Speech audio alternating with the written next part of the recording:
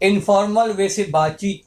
महाराष्ट्र के बहुत ही नामवर अदीब, मुसन्निफ़ और शायर जो अपनी सारी चीज़ें मराठी में लिखते हैं और उर्दू में भी इन्होंने कुछ हद तक काम किया है। ज़मीन से जुड़ी हुई चीज़ें लिखते हैं। 1972 में इस बात का इल्म हुआ कि मैं लिख सकता हूँ। मेरे खून में जो है वो ज़्यादा से ज़्यादा मिट्टी जो है वो मेरे कोकन की, वहाँ पे मैंने खेती करना है। आप लिखने की तरफ क्यों आए और कैसे, किससे इंस्पायर हुए थे? मैं इंस्पायर हुआ एक्चुअल में देखा जाए तो पहली कहानी तिजगा बाई मी, ये मराठी कहानी भय कथा थी। भय कथा मुझे लिखने का जो वाकई जो दर्द जो मुझ में है ना, वो गुरुदत्त ने सिखाया।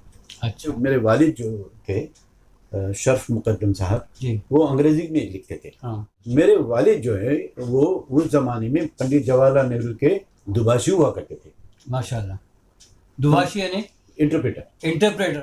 अस्सलाम वालेकुम नाज़रीन, आज के नए एपिसोड जो इंस्पिरेशन टॉक सीरीज़ का एपिसोड नंबर 4 है, जिसमें आप सभी का इस्तकबाल है। आज के हमारे ख़ास मेहमान महाराष्ट्र के बहुत ही नामवर अदीब, मुसन्निफ़ और शायर जो अपनी सारी चीज़ें मराठी में लिखते हैं और उर्दू में भी इन्होंने कुछ हद तक काम किया है। मुख्तसर में उनका तारुफ में पेश करूँगा। हमारे साथ इकबाल शर्फ मुकद्दम साहब मौजूद हैं। बहुत ही बेहतरीन राइटर और ज़मीन से जुड़ी हुई चीज़ें लिखते हैं। एक आम इंसान के जज्बात, एक आम इंसान की ज़िंदगी के एहसासात, एक आम किसान, एक काश्तकार, उसकी क्या ज़िंदगी के हालात होते हैं और किस तरह की ज़िंदगी होती है रोज़मर्रा की, तो समाज से जुड़ी हुई ज़मीनी चीज़ों को अपने कलम के ज़रिए, अपनी तसानीफ़ के ज़रिए, अपने मज़ामीन के ज़रिए, अपनी किताबों के ज़रिए आवाम तक पहुंचाते हैं। ये बहुत ही फ़ख्र की बात है कि इकबाल मुकद्दम साहब का गांव जो है कोलथरे, दापोली तालुका, डिस्ट्रिक्ट रत्नागिरी, महाराष्ट्र के रहने वाले हैं और समंदरी या साहिली किनारे का बहुत ही खूबसूरत गांव है। आपने हमारा कोई एपिसोड भी देखा होगा कोलथरे गांव के ताल्लुक़ से। इनके गांव के ताल्लुक़ से भी अगर मैं कहूँ तो ये ज़मीन जो है अदीबों की ज़मीन है, ये होनियार लोगों की ज़मीन है, स्कॉलर्स लोगों की ज़मीन है। अजीत आगरकर क्रिकेटर भी जो थे जो इन्हीं के गांव से थे। लंदन और कई मकामात पर इनके गांव के डॉक्टर्स मौजूद हैं। मुंबई में, लंदन में, जैसे मुंबई में खलील मुकद्दम साहब, लंदन में भी अब्दुल मजीद मुकद्दम साहब। जो इंटरव्यू है सिर्फ बराए नाम इंटरव्यू या ये है, बल्कि इकबाल मुकद्दम साहब जो है इनके साथ मैं बातचीत करने वाला हूँ। बहुत एकदम फ्रेंडली एनवायरनमेंट में बातचीत होगी, सीधे साधे सवाल, और वो जिस तरह से बात करते हैं, अपनी बात को रखते हैं, जिसमें सादगी आपको मिलेगी। इनफॉर्मल वे से बातचीत जो है, इसको देखने का आपको मौका मिलेगा। तो इकबाल साहब, आपका हमारे सभी सब्सक्राइबर्स, व्यूवर की तरफ से इस्तकबाल है। अस्सलाम वालेकुम नाज़रीन। वालेकुम सलाम रहमतुल्लाहि व बरकातहू। सबसे पहले मैं अखलाक नागोटनी साहब का शुक्र अदा करता हूँ। उन्होंने काफ़ी 2-3 साल से मुझसे कह रहे थे कि मुझे इंटरव्यू करना है। कोविड का ज़माना था, वरना ये कोलथरा में ही होता था इंटरव्यू। इकबाल साहब, आपकी पैदाइश और आपकी तालीम के बारे में मुख्तसर में बताइए। पैदाइश और ये जो तालीम जो है वो सब के सब जो बम्बई में हुई। अच्छा। मैं गांव में 7वीं तक पढ़ा जी, और 7वीं के बाद में हाई स्कूल की कोई नहीं थी, इसके लिए मैं यहाँ हाई स्कूल किया कंप्लीट। हमारे ज़माने में 11वीं थी, 11th मैट्रिक थी। उसके बाद में जय हिंद में मैंने कॉलेज का ही किया। जय हिंद। हाँ जी हाँ। और जब मैं जय हिंद में गया, वहाँ से मुझे 1972 में इस बात का इल्म हुआ कि मैं लिख सकता हूँ। जी। तो इकबाल साहब, आपका रोज़गार का क्या ज़रिया रहा? जैसे ही मैंने बीए कंप्लीट किया, मैं आरामको में गया। आरामको सऊदी अरब दहरान में तकरीबन 12 साल मैंने नौकरी की और उसके बाद में मैं रिज़ाइन करके वापस चला आया, क्योंकि मेरे खून में जो है वो ज़्यादा से ज़्यादा मिट्टी जो है वो मेरे कोकन की, वहाँ पे मैंने खेती करना है। और वो खेती भी ऐसी वैसी नहीं कि हॉर्टिकल्चर डिपार्टमेंट का ये करके मैंने वहाँ पे नारियल, आम, काजू, सुपारी और ये जो फल फ्रूट हैं उसकी खेती करने की कोशिश की, और पिछले 32 साल से मैं उसी में मैं अभी बिजी हूँ। अच्छा, हाँ। इतने बीच में मुझे भारतीय शिपयार्ड की मुझे एक नौकरी मिली। तो 2008 में 8 से मैंने नौकरी की, 8.5 साल कम से नौकरी की वहाँ पे, और अब रिटायर्ड हूँ।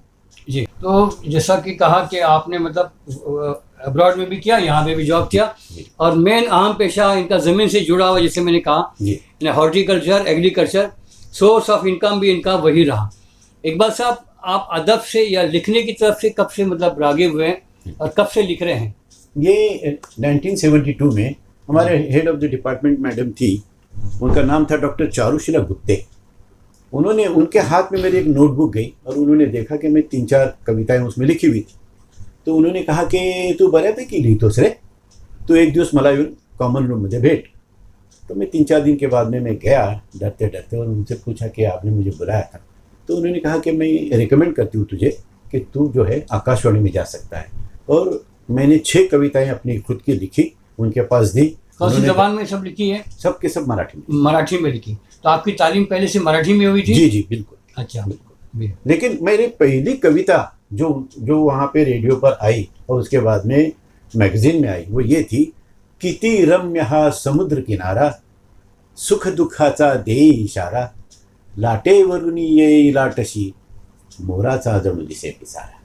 ये मेरी पहली कविता थी जी। तो उसके बाद फिर कविता के बाद आप आर्टिकल्स लिखना या निबंध या जो उस पे? हाँ, उसके बाद में मैंने कविताएं ज़्यादा हिंदी में भी लिखी। तुम इतना भी न चाहो कि चाह की डोर टूट जाए, बिछुड़ने से करुणा असहाय हो जाए, तुम यह न समझना निराशवादी हूँ मैं, आशा का विवाद नहीं है मुझे, चाहा है मैंने तुम्हें, मांग के पा लेना मेरी आदत नहीं है, आदत नहीं है, आदत नहीं है। ये कविता मैंने हिंदी में लिखी। उसके बाद में आकाश तले नाम का ये जो ये आया, मेरा पहली किताब है 1980 में, जो मुंबई हिंदी विद्यापीठ की तरफ से पब्लिश हुई। विकास ने उसे पब्लिश कराया था। अच्छा। और ये किताब पब्लिश होने के बाद उन दिनों मैं फॉरेन में था जी। और उस वक्त से मुझे इस बात का इल्म हुआ कि मैं लिख सकता हूँ और लोगों को वो पसंद आ सकता है।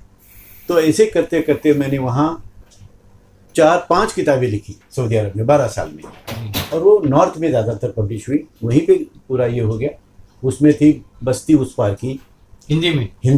उसके बाद में बस्ती उस पार की, मर्म, और काफ़ी ऐसी 3-4 किताबें थी, नदी, और हाँ ये मराठी। हाँ जी। तो ये सारी किताबें मैंने कंप्लीट करने के बाद में जब मैं 1990 को वापस आया, 32 साल पहले या 31 साल पहले वापस आया, यहाँ आने के बाद में मैंने माहौल देखा कि न्यूज़पेपर में लिखने से ज़्यादा जहाँ जान पहचान भी बढ़ सकती है और आपको मालूम भी पड़ सकती है मैं जो लिख रहा हूँ वो सही है या नहीं। और फिर मैंने अपना जो मोर्चा है वो मराठी की तरफ बढ़ाया, क्योंकि मैं मराठी में बहुत आसानी से और ठीक ठाक लिख सकता हूँ, लोगों को पसंद आता जी। आपका अक्सर ये मौजू या टॉपिक या ये क्या होता है कि आप जो लिखते हैं, आपके दिमाग में कौन सी चीज़ें ऐसी होती है? मेरे दिमाग में सबसे पहले आता है वो समंदर। हाँ, समंदर किनारा। अगर आप कोलथरा के समंदर किनारे पे बैठेंगे तो 2 किलोमीटर का वो समंदर किनारा साफ सुथरा है, और वहाँ पे अगर आपका दिमाग जो है कितना भी तकलीफ में हो, वो दिमाग आपका बिल्कुल ठिकाने आ जाता है। और वहाँ से आपके पास वो मौजें बात करती हैं, सामने जो पहाड़ है वहाँ का नेचर आपसे बात करता है, ज़मीन बात करती है, उस पर रहने वाले लोग का बात करते हैं, और उनसे मैं हमेशा बात करते रहता हूँ। और यही मेरी किताबें हैं।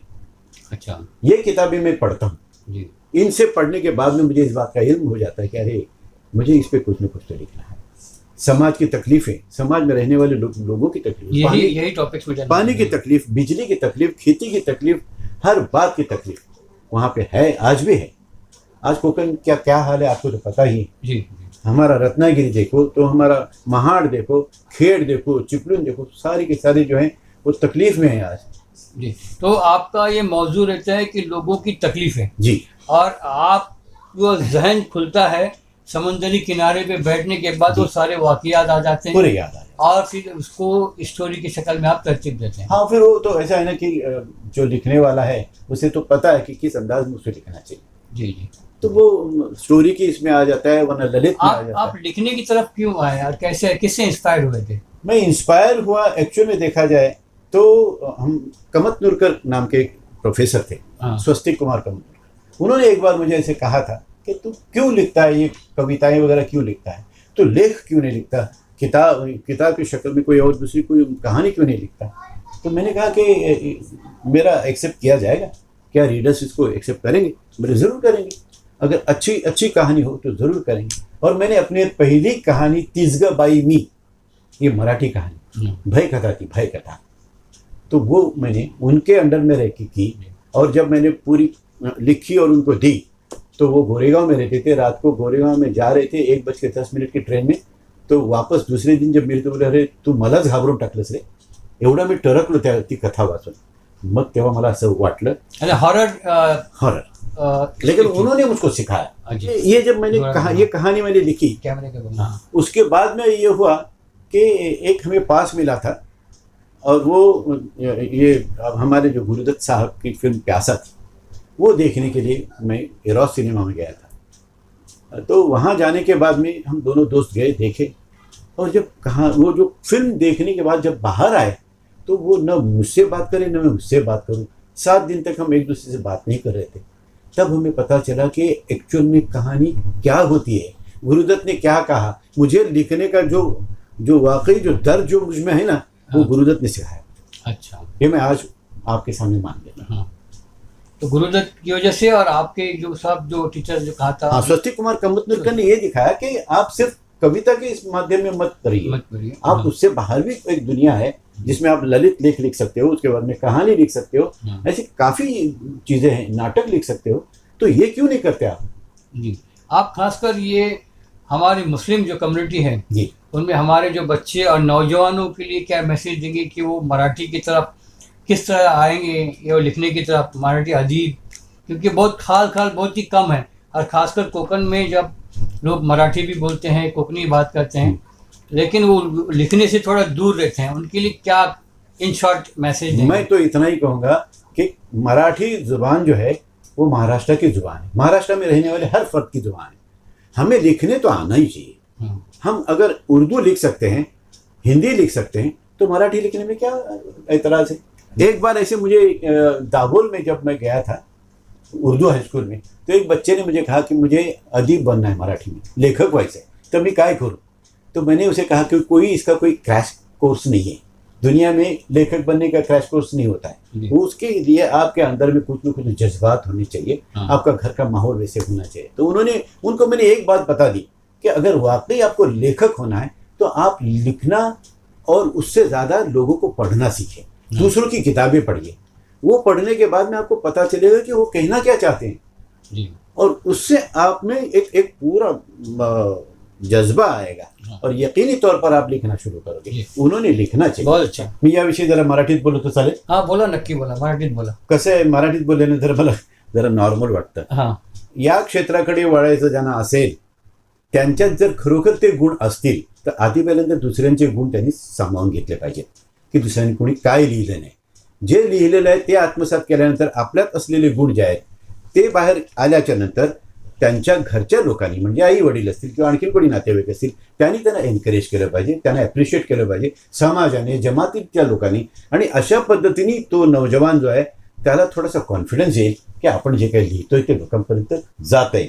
मग ते त्याच्यानंतर ते पुढे त्याच्या बाहेर जाऊ शकतात. पण इतकं नक्की आहे याला क्रॅश कोर्स नसतो. त्याच्यात जर खरोखर गुण असतील तो अप्रतिम लिहू शकतो. त्याला तयार करण्याचं काम आपलं पण आहे असं मला प्रामाणिकपणे वाटतं.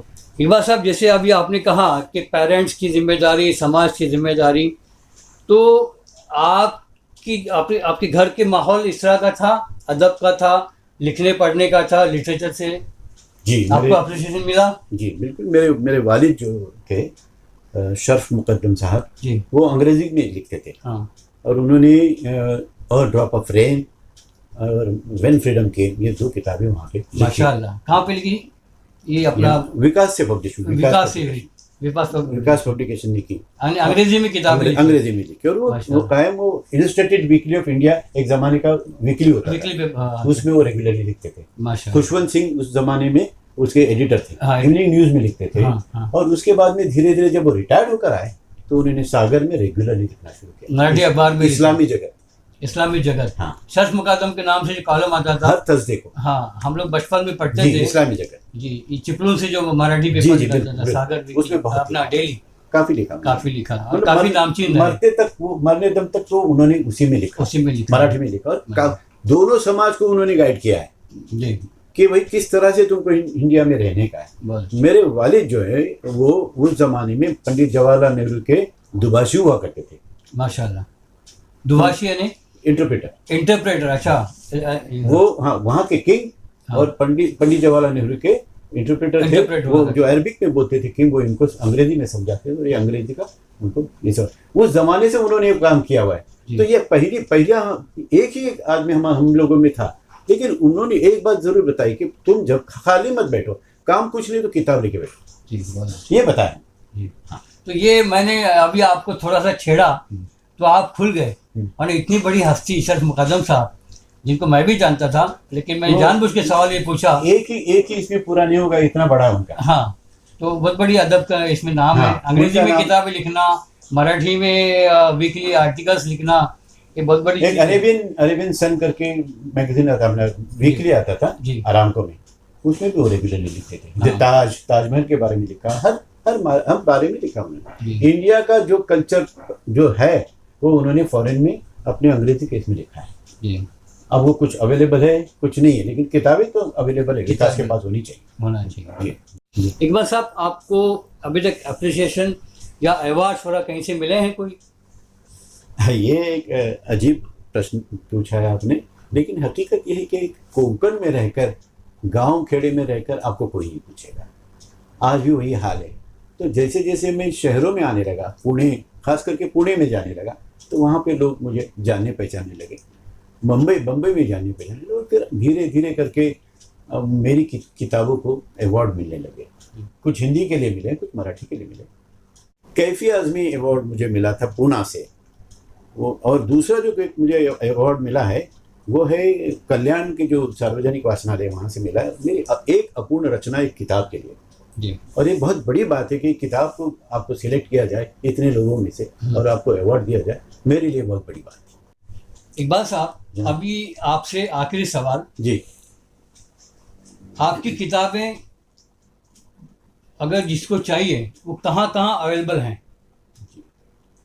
मेरी किताबों के बारे में मैं कुछ बताने से पहले ये बताना चाहता हूँ कि एक पथदीप नाम की 26 नंबर की किताब, 26वीं किताब आ रही है मेरी, वो 15 अगस्त को रिलीज हो रही है। ये 15 अगस्त 2021? जी इंशाल्लाह। माशाल्लाह, बहुत बहुत मुबारक। शुक्रिया। ये 26वीं किताब है? 26वीं किताब क्या रहेगी। बात है। और ये डिम्पल पब्लिकेशन जो है बम्बई के, वो प्रकाशित कर रहे हैं। अगर आप जो भी कोई मेरी किताब खरीदना चाहते हैं तो वो जो पब्लिशर होते हैं उनके पास से ले सकते हैं, अमेज़ॉन की तरफ से ले सकते हैं ऑनलाइन, या तो फिर किताबों की जो जहाँ जहाँ बिक्री होती है, जहाँ मराठी किताबें ज़्यादा अवेलेबल होती है, बुक स्टॉल्स, माशाल्लाह, वहाँ पे भी आप अगर पूछोगे तो आपको मिल सकती है, या तो फिर दिला सकते हैं वो लोग। और अगर ऐसा ये भी मुमकिन नहीं है तो आप मुझे कॉल कर दीजिए, मैं आपको कुरियर करके भेज सकता हूँ। सर आपका नंबर बताइए, कॉन्टैक्ट नंबर। जी सर, 9920-694-112। मौजिज़ सामईन, सब्सक्राइबर्स, व्यूअर्स, महाराष्ट्र की इतनी बड़ी शख्सियत, और देखिए आम जैसे हम लोगों में बैठे वैसे, और आम बातचीत के जैसे हम लोग की बातचीत हुई, बिना कुर्सी के। हाँ, 26 किताबों के मालिक और बहुत ही सीधी सादी शख्सियत। मैं आपकी सबकी तरफ से इनका शुक्रिया अदा करूँगा कि इन्होंने बातचीत के लिए आज हमारे पास वक्त निकाला, वक्त दिया। उनके खारघर के मकान पे हम बैठे थे और यहीं पर हमने उनकी ये बातचीत, मैं इंटरव्यू नहीं कहूँगा, ये बातचीत जो है यहीं पे ख़त्म होती है। अब आपका एक फ़र्ज़ बनता है कि पूरी इंटरव्यू आपने देखें, लाइक करें, सब्सक्राइब करें, और इकबाल मुकद्दम साहब का ये जो एपिसोड है ये सभी लोगों तक, मराठी स्पीकिंग लोगों तक, मराठी जानने वाले लोगों तक ज़रूर ये मैसेज पहुँचाए उनका। आप सभी का बहुत बहुत शुक्रिया। इकबाल साहब, आपका इंटरव्यू देने के लिए बहुत बहुत थैंक यू वेरी मच। जज़ाकल्लाह खैर। So kind of you.